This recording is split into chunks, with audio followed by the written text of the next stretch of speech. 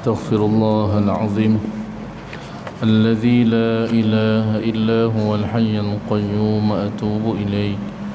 أستغفر الله العظيم الذي لا إله إلا هو الحي القيوم أتوب إليه. أستغفر الله العظيم الذي لا إله إلا هو الحي القيوم أتوب إليه. بسم الله الرحمن الرحيم. السلام عليكم ورحمة الله وبركاته. الفاتحة. أعوذ بالله من الشيطان الرجيم. بسم الله الرحمن الرحيم. الحمد لله رب العالمين الرحمن الرحيم مالك يوم الدين. إياك نعبد وإياك نستعين.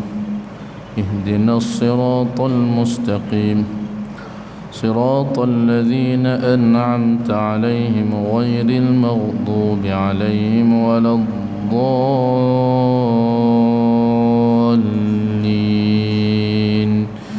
آمين. الحمد لله رب العالمين وأفضل الصلاة وأتمه التسليم على الحبيب الشافي سيدنا ونبينا محمد وعلى آله وأصحابه أجمعين. قال رب اشرح لي صدري ويسر لي أمري واحلل عقدة من لساني يفقه قولي. سبحانك لا علم لنا إلا ما علمتنا إنك أنت العليم الحكيم. ولا حول ولا قوة إلا بالله العلي العظيم. اللهم فقهنا في الدين وعلمنا التأويل وافتح علينا فتوح العارفين يا أرحم الراحمين. اللهم علمنا ما ينفعنا وانفعنا بما علمتنا. اللهم زدنا علما.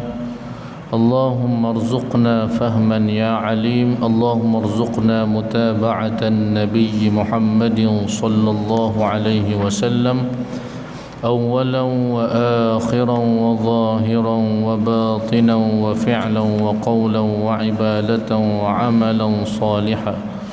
وصلى الله على سيدنا ونبينا محمد وعلى آله وصحبه أجمعين.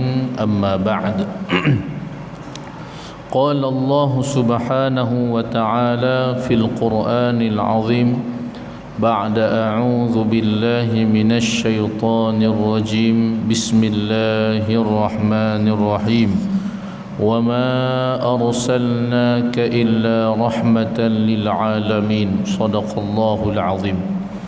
Al-Fadilah Tuan Imam, Al-Afadilah Tuan-tuan guru, para alim ulama, pengurusi dan seluruh ahli jawatan kuasa Masjid At-Taqwa, muslimin muslimat, hadirin hadirat yang dirahmati dan dikasihi Allah Subhanahu wa ta'ala sekalian. Alhamdulillah, pertama-tamanya marilah kita sama-sama bersyukur kehadrat Allah Subhanahu wa ta'ala kerana dengan limpahan izin kurniaannya pada malam yang berbahagia ini kita dapat berhimpun di tempat yang mulia, di dalam majlis yang mulia insya-Allah, dan kita membicarakan tentang insan yang paling mulia di sisi Allah Subhanahu wa ta'ala, iaitulah junjungan besar baginda Rasulullah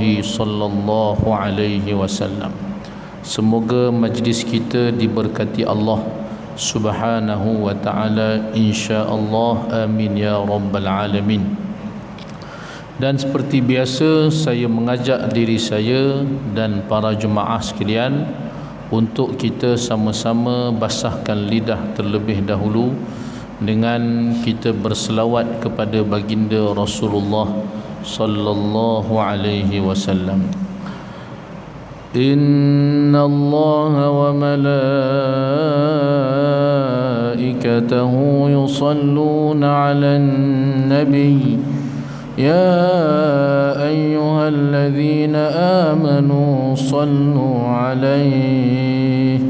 صلوا عليه وسلموا تسليما اللهم صل على سيدنا محمد وعلى آل سيدنا محمد اللهم صل على سيدنا محمد وعلى آل سيدنا محمد اللهم صل على سيدنا محمد وعلى آل سيدنا محمد اللهم صل على سيدنا محمد وعلى آل سيدنا محمد اللهم صل على سيدنا محمد وعلى آل سيدنا محمد اللهم صل على سيدنا محمد وعلى آل سيدنا محمد اللهم صل على سيدنا محمد وعلى آل سيدنا محمد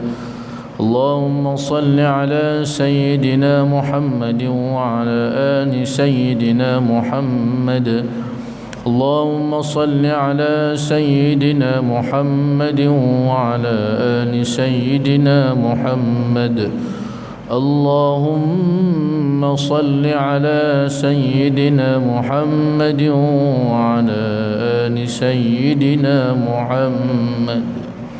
Alhamdulillah, mudah-mudahan selawat yang dipanjatkan diterima Allah Subhanahu wa taala insya-Allah. Amin ya rabbal alamin.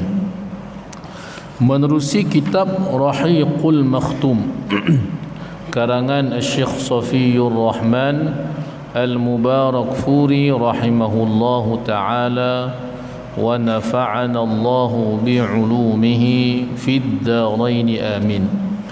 Yang ada kitab boleh buka pada muka surat 352. Muka surat 352 pada tajuk Peperangan As-Sawiq. Peperangan As-Sawiq. As-Sawiq maknanya tepung gandum. Baik. Di saat Safwan bin Umayyah yang kisahnya dia bersama dengan saudara ataupun sahabatnya yang bernama Umair yang mereka berbincang di Hijr Ismail, perbincangan yang sangat rahsia untuk membunuh Nabi sallallahu alaihi wasallam. Jadi dia upah Umair dengan dia telah menjamin segala hutang piutang Umair itu akan diselesaikan dengan syarat dia membunuh Rasulullah sallallahu alaihi wasallam. Dan apabila Umair pergi ke Madinah Al-Munawwarah dalam keadaan dia memang bersiap siaga untuk bunuh Nabi sallallahu alaihi wasallam dengan pedangnya yang sudah diisi racun. Lalu bila dia berhadapan dengan Rasulullah sallallahu alaihi wasallam, tiba-tiba Nabi sallallahu alaihi wasallam menyebutkan tentang perihal dia yang berbicara dengan Safwan bin Umayyah untuk membunuh Nabi. Jadi Umair berasa pelik macam mana Nabi SAW tahu, lalu langsung dia pun mengucapkan 2 kalimah syahadah di hadapan Nabi sallallahu alaihi wasallam. Safwan yang berada di bumi Mekah menantikan berita kematian Nabi sallallahu alaihi wasallam. Dia telah mengkhabarkan kepada orang-orang Quraisy di Mekah, kamu akan mendapat berita yang gembira, yakni berita kematian Nabi, sebab dia dengan Umair telah mengadakan perbincangan itu, telah mengadakan komplot itu. Rupa-rupanya berita yang dapat kepada dia adalah keislaman Umair, bukannya pembunuhan Nabi sallallahu alaihi wasallam. Itu yang pertama, peristiwa Safwan bin Umayyah setelah kekalahan orang-orang Quraisy di medan Badar. Begitu juga dengan orang-orang Yahudi dan orang-orang munafik sedang merencanakan rancangan dan tindakan mereka, sebagaimana yang kita bincangkan pada kuliah yang lepas, bagaimana Yahudi Bani Quraidah mereka akhirnya dikepung oleh Nabi SAW setelah melakukan beberapa provokasi terhadap keamanan bumi Madinah Al-Munawwarah. Sememangnya Nabi SAW ni, tuan-tuan, di Madinah ni bukan berhadapan dengan satu musuh. Nabi SAW berhadapan dengan musuh-musuh baginda Rasul SAW. Walaupun setelah berhijrah ke Madinah diberikan tampuk kekuasaan kepada Rasulullah sallallahu alaihi wasallam. Jadi musuh ni banyak. Pertamanya orang musyrikin Quraisy. Kemudiannya di dalam Madinah Nabi SAW pula berhadapan dengan orang-orang Yahudi. Yahudi ni pula macam-macam ragam dia, puak dia. Kan? Yahudi Bani Quraidah, Yahudi Bani Qainuqa, dan juga Yahudi Bani An-Nadir yang kita bincangkan pada kuliah yang lepas, iaitulah pengusiran Yahudi Bani Qainuqa. Nabi SAW buat pengepungan terhadap mereka dan akhirnya mereka dihalau daripada bumi Madinah Al-Munawwarah. Tapi ada pula satu puak lagi, iaitulah daripada kalangan golongan munafiqin yang membela puak-puak Yahudi ni, yang diketuai oleh Abdullah bin Ubay. Dia masuk Islam selepas daripada peperangan Badar. Sebulan sahaja dia menunjukkan keimanan dan juga keislaman, tapi lepas sebulan langsung dia menunjukkan kemunafikan. Jadi pihak musyrikin, pihak Yahudi, dan juga orang-orang daripada kalangan munafiqin.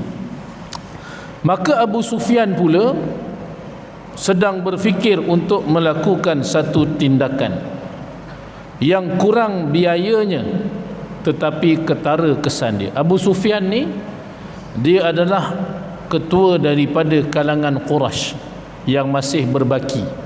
Setelah mati ramai daripada kalangan pimpinan Quraisy di medan Badar, Abu Jahal dah mati, Abu Lahab mati, Umayyah bin Khalaf mati juga, Uqbah bin Abi Muayyad, yang nama mereka ni disebut oleh Nabi sallallahu alaihi wasallam dalam doa baginda Rasul sallallahu alaihi wasallam sewaktu Nabi SAW di Mekah lagi. Semua mati, semua mati. Nama yang dihitung tu mati di medan Badar. Dan antara yang masih baki, yang masih ada, iaitulah Abu Sufyan. Abu Sufyan ni, tuan-tuan, dalam peperangan Badar dialah yang mengetuai rombongan dagang daripada Syam yang nak menuju ke bumi Mekah. Rombongan dagang itulah antara penyebab terjadinya peperangan Badar. Jadi dia terselamat, masih terselamat. Bahkan dia dalam peristiwa Fathu Makkah dia masuk Islam, tapi dalam misi ini banyak dia jadi musuh Nabi lah. Nanti dalam peperangan Uhud, sebelum peperangan Uhud, kerana dalam peperangan Badar itu sememangnya telah mencalar kredibiliti orang-orang musyrikin Quraisy di Mekah, bagaimana telah dikalahkan oleh orang-orang Islam. Jadi Abu Sufyan ni nak buat sesuatu juga. Dengan kekalahan yang terjadi itu, ada dia nak buat misi balas dendam. Balas dendam terhadap Nabi SAW. Selain Safwan bin Umayyah, begitu juga dengan Yahudi Bani Qainuqa. Ini adalah lebih kurang giliran Abu Sufyan. Dia sedang berfikir untuk melakukan satu tindakan yang kurang biayanya tetapi ketara kesannya. Usaha itu perlu disegerakan demi menjaga nama baik kaumnya dan menzahirkan kekuatan yang ada pada mereka. Apatah lagi nama mereka telah tercalar. Biasa mereka lah yang menyakiti orang-orang Islam. Bayangkan dah selalu dia zalim dekat orang Islam, dekat bumi Mekah berapa belas tahun, kan, berapa banyak tahun ditindasnya orang Islam. Tiba-tiba orang yang mereka tindas itu telah mengalahkan mereka dalam peperangan. Jadi malu. Tak lagi pula ramai pula yang mati, malu. Jadi mereka ni perlu, kan, untuk menjaga nama baik dia. Kan, apatah lagi nama tu dah tercalar dek kerana kekalahan dalam peperangan Badar. Mereka perlu segerakan usaha untuk menjaga nama baik kaumnya dan menzahirkan kekuatan yang ada pada mereka. Dan sebelum itu Abu Sufyan ni dia telah bernazar. Apa nazar dia, tuan-tuan? Iaitu tidak akan membasahkan kepalanya jika dia berjunub. Maknanya tak mandilah. Dia tak mandi wajib pun. Kan? Dia takkan basahkan kepalanya, maksud tak mandi kalau dia berjunub, melainkan setelah dia berjaya membunuh Nabi Muhammad sallallahu alaihi wasallam. Itu nazar dia. Jadi dalam Islam ada nazar, tuan-tuan. Tapi ni mereka menganggap di antara saki-baki ajaran Nabi Ibrahim alaihissalam. Dan sememangnya dalam Islam apabila nazar itu pada perkara-perkara yang mungkar, maka tak boleh buat. Saya bernazar kalau saya menang sekian ataupun saya dapat sekian, saya bunuh orang sekian. Jadi nazar yang seperti ini tak wajib buat. Jangan pergi buat pula. Tiba-tiba dapat, kan, tak wajib tunaikan nazar tu. Dalam Islam, dalam bab nazar, kalaulah yang dinazarkan itu perkara yang buruk, perkara yang tidak baik, maka tak wajib untuk tunaikan nazar. Sebagaimana Abu Sufyan dia bernazar dia tidak akan mandi junub, tak mandi junub, melainkan dia dapat berjaya memerangi Nabi Muhammad sallallahu alaihi wasallam. Ini nazar dia. Jadi tak dapat tidak, dia mesti buat sesuatu untuk memerangi baginda Nabi Muhammad sallallahu alaihi wasallam. Lantas dia pun keluar bersama dengan 200 orang berkenderaan untuk melaksanakan sumpahnya itu. Dan apabila dia sampai di Sadr Qanah yang menuju ke sebuah bukit bernama Nabib, berdekatan Madinah sejauh satu barid atau seumpamanya, maka dia pun berhenti di situ, duduk berhampiran dengan Madinah Al-Munawwarah. Tak berani masuk, tak berani lagi masuk, tapi bersama dengan dia 200 orang. Jadi dia nak tunaikan sumpah dia, perangi Nabi Muhammad sallallahu alaihi wasallam. Tapi kali ini caranya agak berbeza, tak sebagaimana perang. Kalau perang tu mungkin ada one by one dia, jelas ada pihak musuh dia, kan, nampak musuh dia. Tapi kali ini caranya seperti gaya bak lanun. Kerana di tanah Arab ni banyak lanun, tuan-tuan. Banyak perompak di tanah Arab. Bahkan di pinggir-pinggir Madinah tu banyak lanun. Ada lanun laut, kan, yang kita faham lanun laut. Ada lanun padang pasir, ada lanun dia. Jadi pada kali ini bukan perang biasa, dia bukan perang, kan, sebagaimana dalam peperangan Badar. Tapi dia bawa 200 orang, kan, untuk melaksanakan sumpah dia. Dan dia berhenti dekat-dekat berhampiran dengan Madinah. Dia tak berani untuk menyerang Madinah secara terang-terangan. Tak lagi dia tahu kesan kekalahan di Badar. Apatah lagi dia bawa pula 200 orang. Yang 1000 orang pun kalah dengan tentera yang seramai 300 orang, apatah lagi bawa 200 orang. Jadi tak berani dia masuk Madinah secara terang-terangan. Lalu dia pun menjalankan tindakan yang mirip seperti kerja lanun. Kita sebutkan tadi. Dia masuk ke pinggir-pinggir Madinah pada waktu malam secara bersembunyi. Kemudian dia datang ke rumah Huyai bin Akhtab. Huyai bin Akhtab ni dia adalah pemimpin daripada kalangan Yahudi. Jadi ada orang dalam. Abu Sufyan sememangnya dia ada orang dalam. Jadi memang tuan-tuan muslimin, para jemaah yang dirahmati Allah SWT sekalian, ni di antara faktor lah kadang-kadang kenapa kan satu-satu tempat yang aman itu dapat diceroboh, kerana kadang-kadang ada orang dalam, tuan-tuan. Sejarah dia macam tu. Sejarah bumi Palestin macam tu jugalah, dia ada musuh dari dalam. Kalau di Madinah ni memang ada musuh Nabi itu ada, terutamanya daripada kalangan Yahudi. Yahudi ni memang tak boleh betul dengan Rasulullah SAW. Jadi musuh Madinah ni lebih diutamakan bagi orang-orang Yahudi ni. Mereka sanggup sahaja berkompromi dengan musuh Madinah walaupun mereka itu penduduk bumi Madinah. Dah buat meterai perjanjian dengan Rasulullah sallallahu alaihi wasallam pun. Jadi Huyai bin Akhtab di antara dia lah. Huyai bin Akhtab ni dia nanti, tuan-tuan, dalam peperangan Ahzab dia pergi ke Mekah. Dia hasut orang-orang Mekah untuk serang bumi Madinah. Itu Huyai bin Akhtab.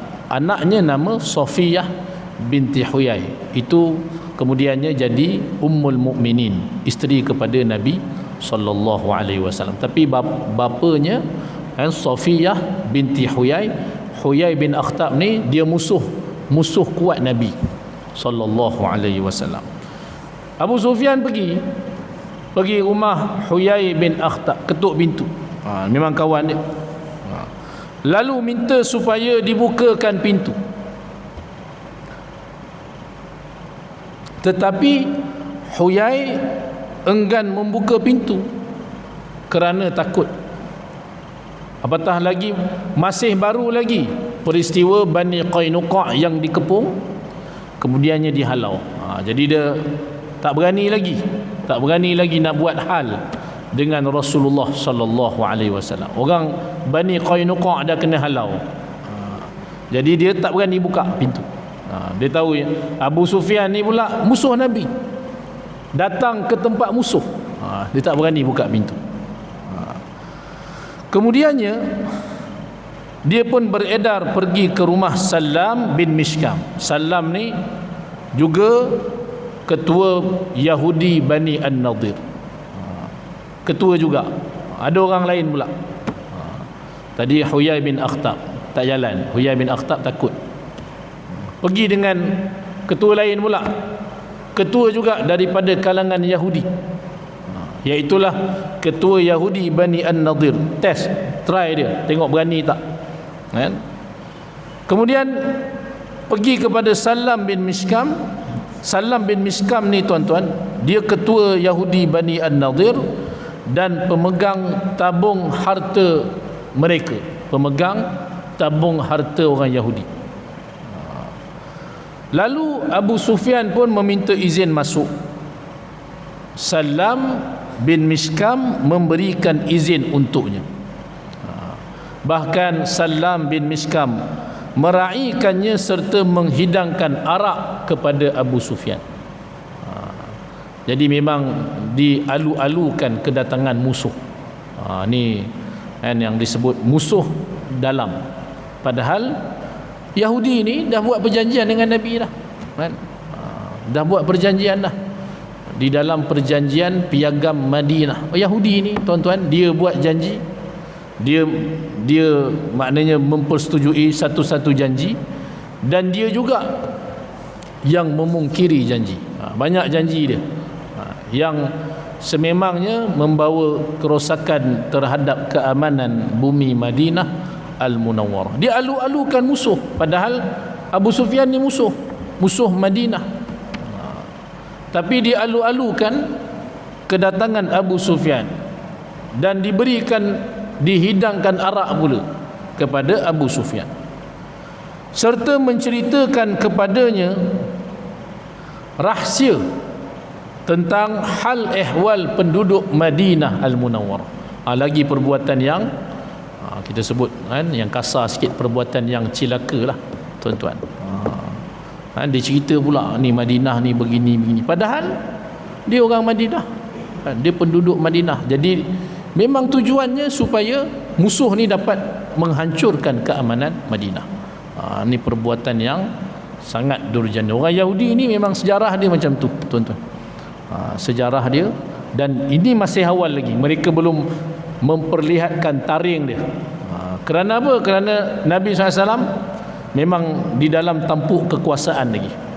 Mereka cari ruang, cari pasal kan, sampailah dalam peristiwa peperangan Ahzab nanti. Ahzab nanti dahsyat lah. Orang Yahudi mainkan peranan dia. Kan, Yahudi pula sekeliling banyak lagi kan.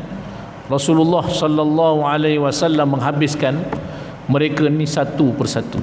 Tuan-tuan muslimin, para jemaah sekalian, jadi antara yang dilakukan oleh Salam ceritakan rahsia-rahsia tentang hal ehwal penduduk Madinah Al-Munawwarah. Kemudian Abu Sufyan pun bila dah dapat rahsia kan, dah tahu selok belok itu ini sebagainya, lalu dia pun keluar, pergilah kepada teman-teman dia, pergi jumpa teman-teman dia.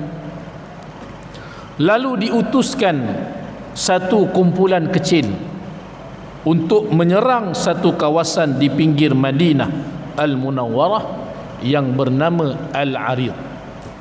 Sungguh teman-teman dia serang ni satu tempat yang bernama Al-Arid di pinggir Madinah Al-Munawwarah. Di situ mereka memotong dan membakar pagar-pagar kebun kurmanya, dibuat rosak habis kan. Pohon kurma kan, ditebangnya kan.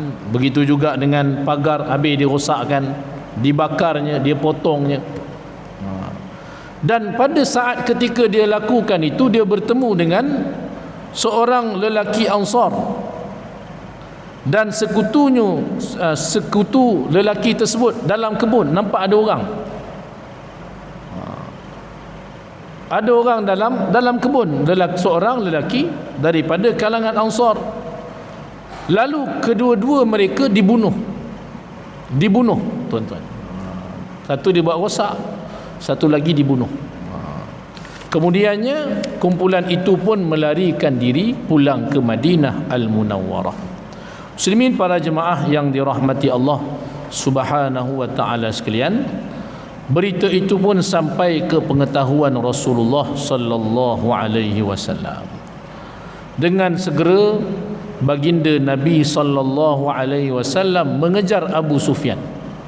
Nabi SAW bila dapat tahu tentang kerosakan serangan secara gaya seperti lanun yang dilakukan oleh Abu Sufyan, Nabi SAW bila dapat tahu, Nabi SAW terus bersama dengan para sahabat mengejar Abu Sufyan dan juga sahabat-sahabatnya, kerana keamanan bumi Madinah itu terancam.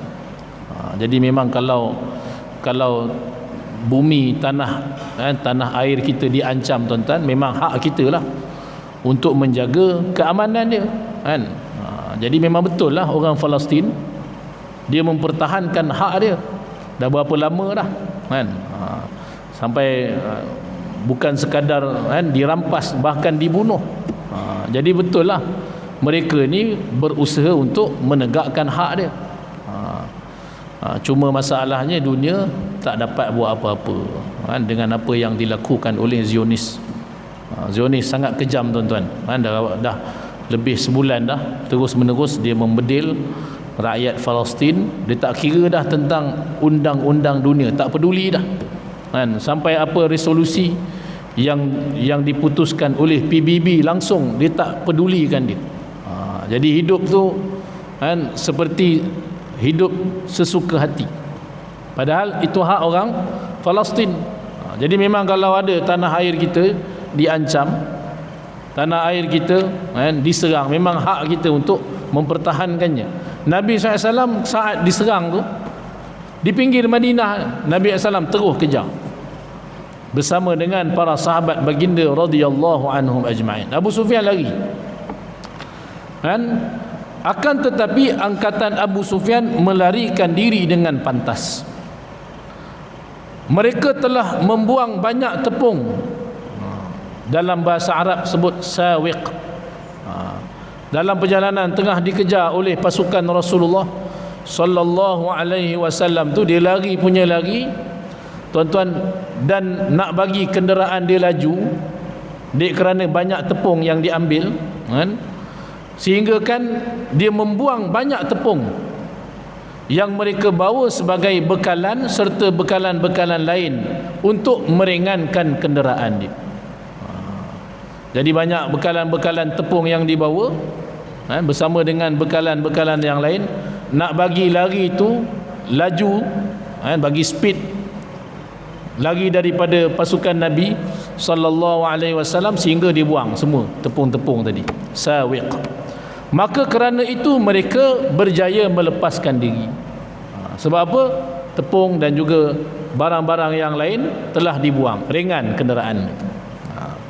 Rasulullah sallallahu alaihi wasallam mengejar mereka sehingga sampai ke Qarqarah Al-Qudr.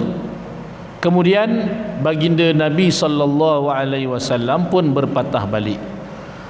Pasukan tentera Islam membawa tepung-tepung yang dicampakkan oleh orang-orang kafir itu dan menamakan operasi ini dengan nama peperangan Sawiq. Peperangan Ghazwah Sawiq dalam bahasa Arab. Dalam bahasa Melayunya peperangan Sawiq, maknanya peperangan tepung. Sebab apa? Sebab tepung yang dibuang oleh orang-orang kafir ataupun tentera Abu Sufyan ni kerana untuk meringankan kenderaan dia saat dia lari daripada pasukan Rasulullah sallallahu alaihi wasallam. Jadi orang Islam pun ambil tepung dan menamakan operasi itu sebagai peperangan tepung ataupun peperangan As-Sawiq. Ianya terjadi pada bulan Zulhijjah tahun 2 Hijrah, iaitu 2 bulan selepas peperangan Badar Al-Kubra.